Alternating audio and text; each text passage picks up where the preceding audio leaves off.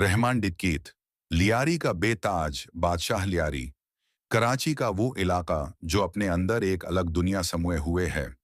ये वो जमीन है जहां गरबत भी है और गैरत भी।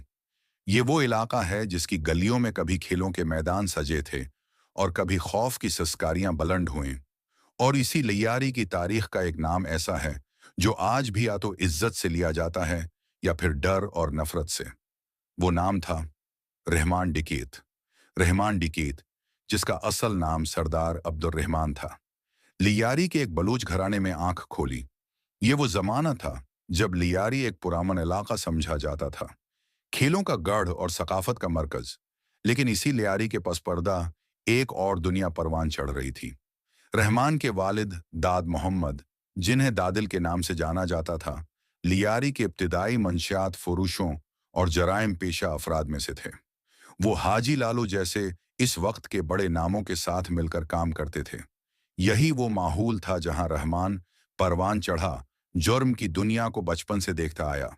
1990 की दहाई में जब रहमान के वालिद दादिल और हाजी लालू के दरमियान पुराना इत्तेहाद टूटा, तो लियारी के अंडरवर्ल्ड में एक नई जंग शुरू हुई। इस कश्मकश में दादिल की हलाकत के बाद रहमान मैदान में उतरा, बाप की मौत का बदला लेने और अपने खानदान की बालादस्ती कायम करने के लिए। रहमान ने अपना गुर्रा बनाया। उसका मुकाबला हाजी लालू के बेटे अरशद पप्पो से था। यहीं से लियारी की खौफनाक गैंगवार का आगाज हुआ, जिसने उस इलाके का अमन व अमान छीन लिया। लियारी के लोग रहमान को एक मतजाद शख्सियत के तौर पर देखते थे। एक तरफ वो भताखोरी, अगवा बराए, तावान और मंशियात फरोशी में मुलव्वस था। उसका गरवा रियासत के खिलाफ एक मुतवाजी हुकूमत चला रहा था। लेकिन दूसरी तरफ रहमान ने पीपल्स 2020 अमन कमेटी के नाम से एक प्लेटफार्म बनाया। उस कमेटी ने लियारी में कई फलाही काम किए।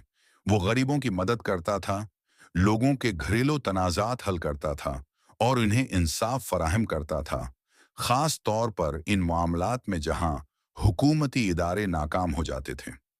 यही वजह थी कि कई लोग उसे लियारी का रॉबिन हुड कहते थे, जो अमीरों से छीनकर गरीबों को देता था। हालांकि ये एक मुतनाज़िया दावी है। उसने लियारी में एक मजबूत सियासी असर व रसूख भी कायम कर लिया था, जिसकी वजह से कई सियासी जमातें उससे राबिते में रहती थीं। हाजी लालू का बेटा इरशद पप्पू रहमान का सबसे बड़ा दुश्मन बन गया। दोनों के दरमियान दुश्मनी सिर्फ बदले की नहीं थी, बल्कि इक़्तिदार, इलाके और असर व रसूख की भी जंग थी। ये दुश्मनी लियारी की गलियों में लाशें गिराती रही। दोनों गरवाहों के दरमियान हर टुकराव इलाके के लोगों के लिए क़यामत बन जाता। पप्पू अपने जुल्म, टार्चर सेल्स और बेरहमी के लिए मशहूर था। उसके मुकाबले में रहमान को लोग निस्बतन नरम दिल समझते थे, मगर ये भी हकीकत है कि उसके हाथ भी खून से रंगे हुए थे। लियारी का रॉबिन हुड जराइम की दुनिया में होने के बावजूद रहमान ने एक ऐसा पहलू भी दिखाया जिसने उसे आम मुजरिमों से अलग कर दिया। उसने पीपल्स अमन कमेटी बनाई, एक ऐसा प्लेटफार्म जिसने लियारी में कई फलाही काम किए। गरीबों को राशन, लावारिस लड़कियों की शादियां, मोहल्ले के छोटे तनाजात हल, बीमारियों में मदद, स्कूल और खेलों की सरगर्मियों का फरोग। लियारी के बहुत से लोगों के लिए रहमान मजलूमों का सहारा था। वो कहते थे कि अगर जुल्म कहीं से आए, रहमान तक खबर पहुंच जाए तो इंसाफ मिलता था।